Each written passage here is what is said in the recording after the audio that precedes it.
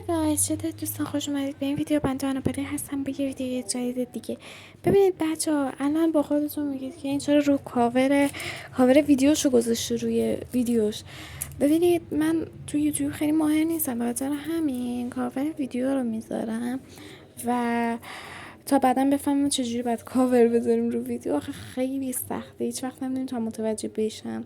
وقتی متوجه شدم و اومدم با این ویدیو بررسی نسخه 2 هفته سایاکانو تو سوتوکا. اگه خوشتون اومد حتما لایک کنید، کامنت بذارید.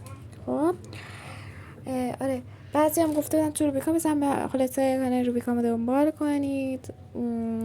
آره، حتما زنگوله رو بزنید، سابسکرایب کنیم و زنگوله بی پدرم بزنیم و خیلی این ساقا ویدیو. I don't care, I paint the town red. She the devil, she a bad little bitch, she a rebel. چرا من رفتم نسخه هارد، چون نسخه هارد فکر کنم پدر سایکو رو نشون بده.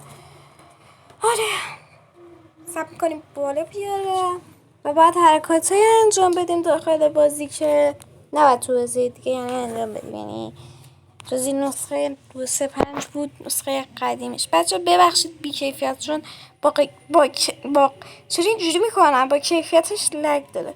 خب اینو میزنیم با این. خب بعد تا سایکون نیاد و آره کلید رو برمیداریم. بگو مشکلی داری بگو. خب میریم طبقه بالا. این بار دارم سرعت ادیت میذارم.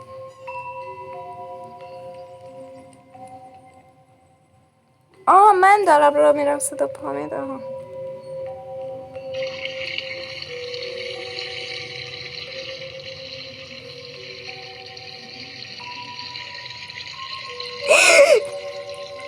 وای یا امام زمان، وای بسم الله الرحمن. یه لحظه، فقط یه لحظه قلبم من تو دهنم.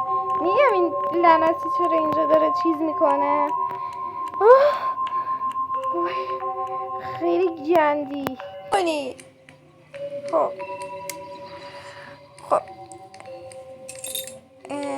مال اینجاست فکر کنم.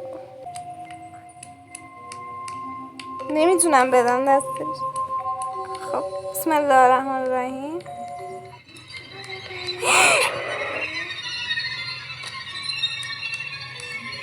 چگونه؟ نه اشکال نداره عزیزم، من میبخشمت. خب داروشو میخوریم.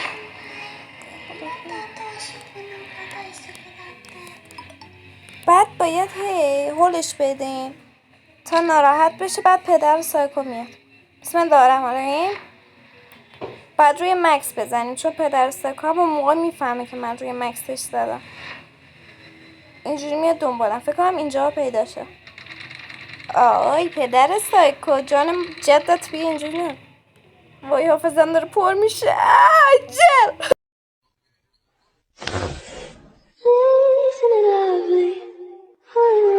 عمرم ببخشمت.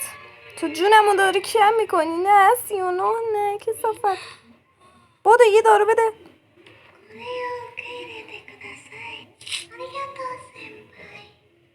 خب حالا میخوام با چاقو بزنم خوردت کنم. حالا خب بچه آره این بود از این ویدیو. فعلا من ویدیو رو دیگه قطع میکنم چون حافظه ندارم. هر وقت میام تو این بازی حافظش پر میشه. پس امیدوارم از این ویدیو لذت برده باشید. تا ویدیوی بعدی مثلا